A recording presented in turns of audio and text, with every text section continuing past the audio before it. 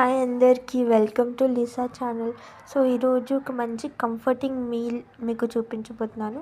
Super recipe ఇది. చాలా easy and చాలా టేస్టీగా ఉంటుంది. ఎవరైనా ఈజీగా చేసుకోవచ్చు. సో ఇక్కడ ఒక బౌల్లో మేము పెరుగు తీసుకున్నాము. 1 కప్ పెరుగులోకి 2 టేబుల్ స్పూన్స్ శనగపిండి వేసుకున్నామండి. ఇందులోనే టేస్ట్కి సరిపడా కొద్దిగా ఉప్పు వేసి లంప్స్ లేకుండా మంచిగా సాఫ్ట్గా బీట్ చేసుకోవాలి పెరుగుని. మీలో ఎంతమందికి పెరుగు అంటే ఇష్టమో కామెంట్ చేయండి. నాకైతే పెరుగు చాలా ఇష్టం, మా ఇంట్లో వాళ్ళకి కూడా. సో ఈ పెరుగుని మనం మంచిగా మజ్జిగలాగా చేసుకోవాలి. చెంబుడు నీళ్ళు పోసేసాము, ఇందులో ఇంకా వాటర్ పడతాయి. అండ్ ఇక్కడ వచ్చేసి గార్లిక్, వెల్లుల్లిని రఫ్గా క్రష్ చేసుకుంటున్నాము. అండ్ పచ్చిమిర్చిని కూడా మంచిగా స్లిట్ చేసి కట్ చేసుకుంటున్నాము. ఇందులోకి మీకు నచ్చినంత కారం వేసుకోవచ్చు, మీ టేస్ట్కి సరిపడా. ఇప్పుడు ఇక్కడ ఇంకొక బౌల్లో 2 to 3 టేబుల్ స్పూన్స్ శనగపిండి, ఉప్పు, కారం, కొంచెం అల్లం వెల్లుల్లి ముద్ద వేసి మనం బజ్జీ పిండి లాగా కలుపుకోవాలండి. దీంతో మనం పకోడాలు వేసుకోబోతున్నాము. ఈ రెసిపీలో ఇదే మెయిన్. మేమైతే చాలా సింపుల్గానే చేస్తున్నామండి పకోడాలు. మీకు కావాల్సి ఇందులో చాప్ చేసిన ఉల్లిపాయలు, పచ్చిమిర్చి, కొత్తిమీర, కరివేపాకు కూడా వేసుకోవచ్చు. వేడి చేసిన నూనె 1 టేబుల్ స్పూన్ అంతా వేస్తున్నాము.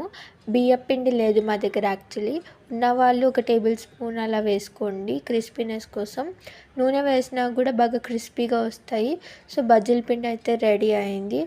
ఆయిల్లో వేసి మంచి గోల్డెన్ బ్రౌన్ వచ్చే వరకు మనం వీటిని ఫ్రై చేసుకోవాలండి. నూనెలో బజ్జీలు వేసిన వెంటనే ఒక 2 minutes ఆగి ఆ తర్వాత దాన్ని కదిలిస్తే మంచిగా లేస్తాయి, లేకపోతే మళ్ళీ విరిగిపోయే ఛాన్స్ ఉంది. సో ఫైనల్లీ మన బజ్జీలు అయితే రెడీ అయిపోయినాయి. మంచి గోల్డెన్ బ్రౌన్ కలర్లో వేగిపోయినాయి కదా.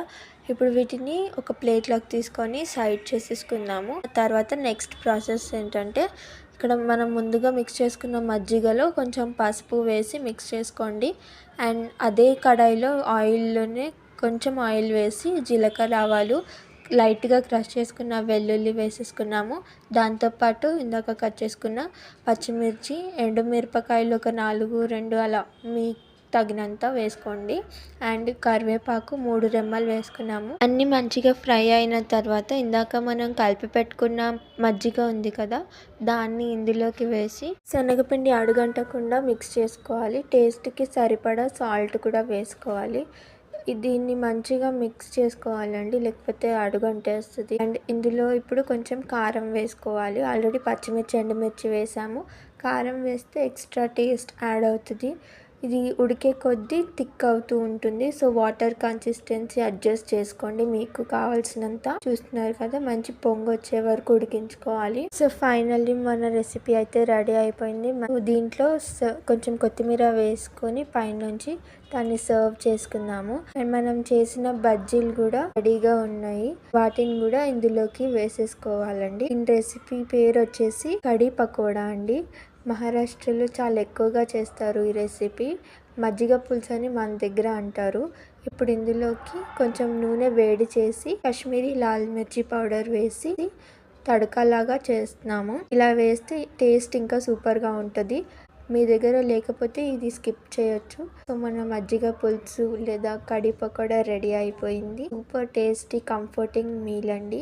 మీరు ఒక్కసారి దీన్ని ట్రై చేయండి, తప్పకుండా మీ ఇంట్లో వాళ్ళకి నచ్చుతుంది. పెరుగు ఇష్టపడే వాళ్ళందరికీ చాలా బాగా తింటారనమాట. రైస్లోకి నేను మంచిగా వేసుకొని తింటున్నాను.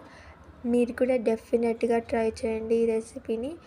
కామెంట్లో చెప్పండి ఎలా ఉంటుందో. ఇప్పటి వరకు ట్రై చేయని వాళ్ళు ఎవరైనా ఉంటే తప్పకుండా ట్రై చేయండి. మా ఇంట్లో అయితే ఎప్పుడు చేస్తూనే ఉంటాము. సో అందుకే ఈసారి మీతో షేర్ చేసుకున్న. రెసిపీ నచ్చితే like, share, comment and subscribe చేయండి. బాయ్.